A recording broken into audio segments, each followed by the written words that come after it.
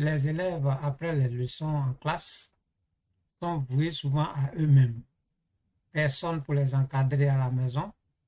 Même quand le père veut l'encadrer, ne s'y connaissant pas, il y a problème. C'est pour cela que j'ai décidé d'aider ces élèves-là qui ont besoin de soutien lorsqu'ils sont en dehors des salles de classe. Ce qui a motivé la création de la P Academy ou bien la P Academy.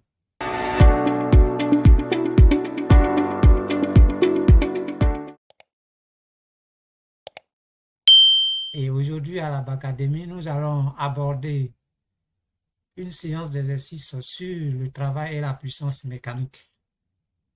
Cette séance fait partie d'une suite de séances et donc nous sommes à la séance numéro 6, à l'exercice numéro 14. Ça veut dire que déjà depuis nous avons fait l'exercice 1 jusqu'à aujourd'hui à l'exercice 14. Je lis cet exercice. Au cours d'une sortie en voiture avec ton papa, le véhicule tombe subitement en panne.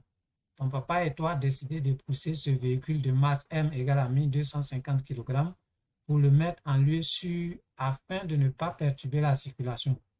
Pour cela, vous exercez ensemble une force grand F de valeur 150 N sur un trajet horizontal AB égal à 10 mètres pendant 1 minute.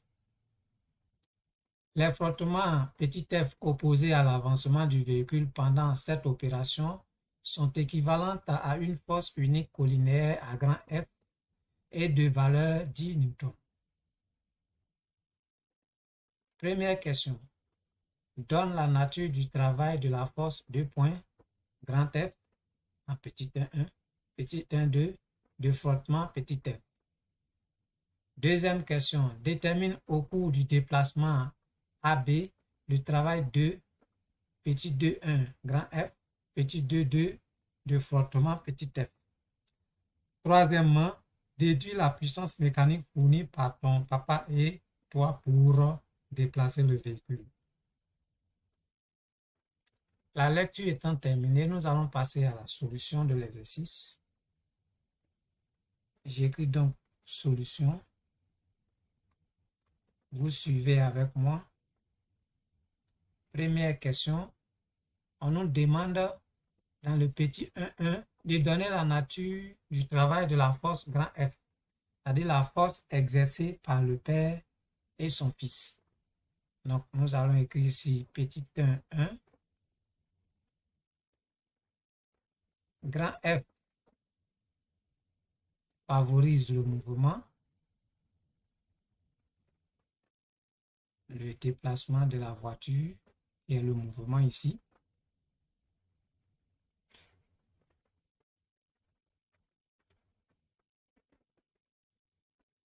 Virgule, alors le travail, et on peut faire fi de la virgule.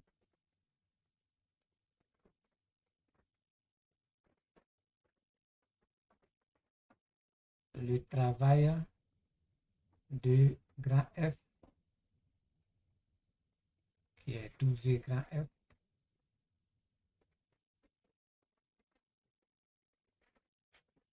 est moteur.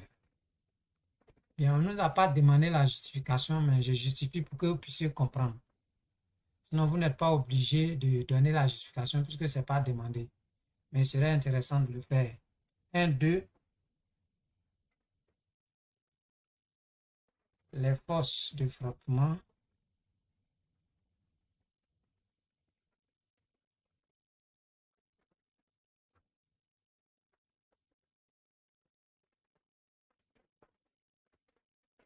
s'opposent au déplacement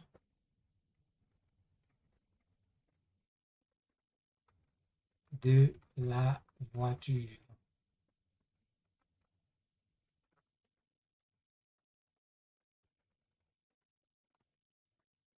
Donc, le travail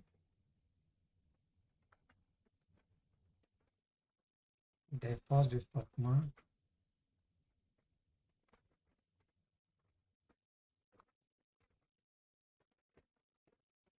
qui est noté petit f,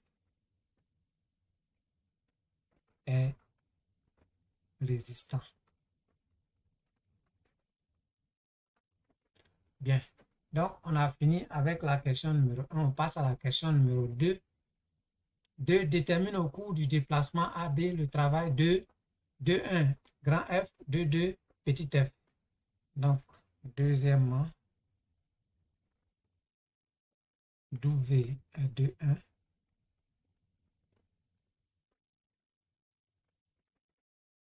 De 1 W grand F égale à grand F fois AB. Ici, le L, c'est AB. Donc, W grand F, on a dit que grand F, c'est 150. Et puis, AB, c'est 10. Donc, ça va nous donner que W grand F égale à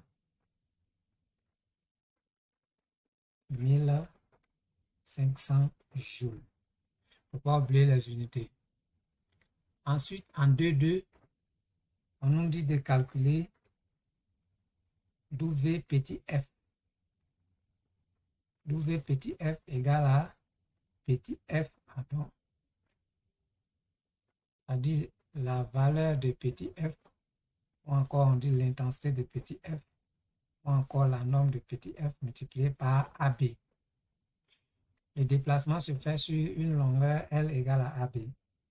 W petit f égale alors, on dit petit f c'est 10 newtons, multiplié par AB qui est égal à 10.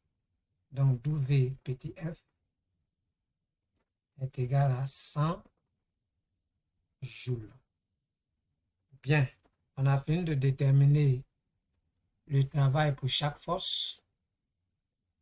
Maintenant, on nous dit de déduire la puissance mécanique fournie par ton papa et toi pour déplacer le véhicule. Donc, troisièmement, on sait que la puissance mécanique, c'est égal au quotient du travail par la durée de ce travail-là.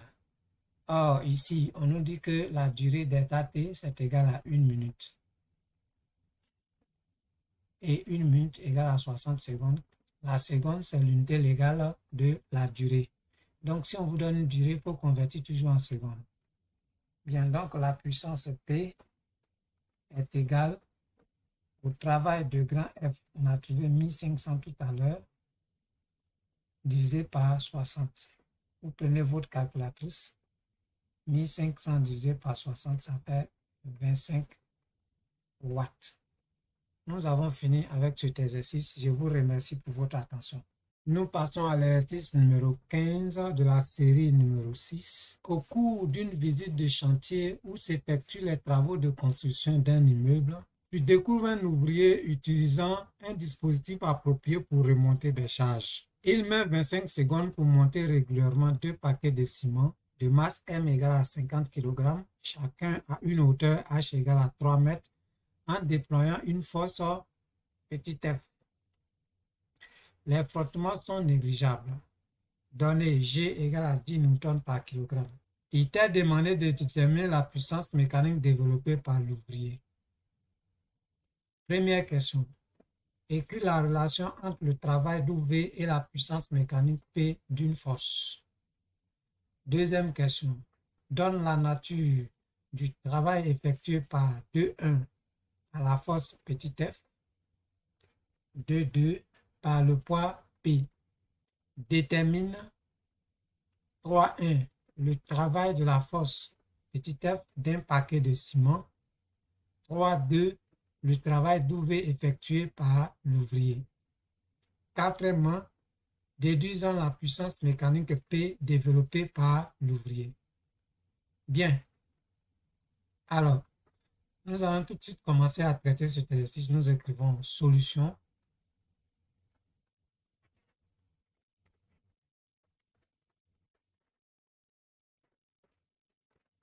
Première question. On nous demande d'écrire la relation entre le travail d'ouvrier et la puissance mécanique d'une force. Alors, vous voyez que cette question revient régulièrement. Donc, il faut connaître cette expression à P égale à W sur delta T. Maintenant, si c'est une force grand F, vous écrivez W et puis grand F en indice. Ainsi de suite. Si c'est le poids, c'est WP à l'indice. C'est ce qu'on nous demandait de faire. Deuxième question, donne la nature du travail effectué par la force F. Donc 2, 1. La charge monte.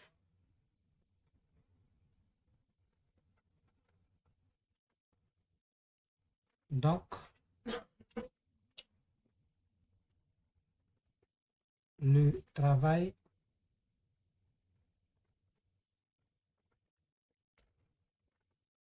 de la force F est moteur.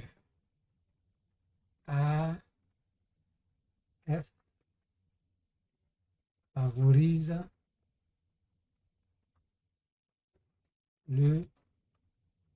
elle favorise la montée. On va dire que KF favorise la montée de la charge.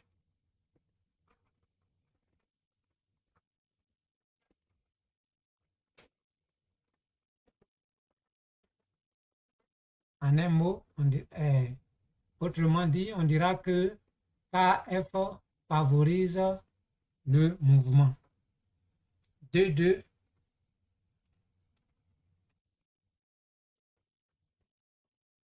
Le poids s'oppose. Le poids P s'oppose à la montée de la charge. Donc, le travail du poids P,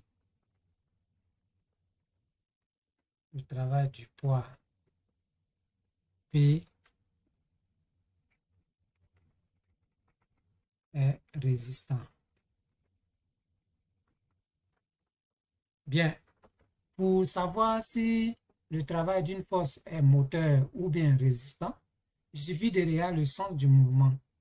Dans notre cas ici, la charge doit monter. Donc le sens du mouvement, c'est du bas vers le haut. La force va dans ce sens, donc on dit que la force a un travail moteur. Or, on vous a dit que le poids va toujours du haut vers le bas. C'est-à-dire que le poids s'oppose au déplacement de la charge. Du coup, nous dirons que le travail du poids est résistant. J'espère que vous avez compris cette nuance. Troisièmement, 3.1, détermine le travail F d'un paquet de ciment.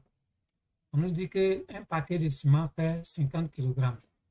Donc, on va déterminer le travail 3.1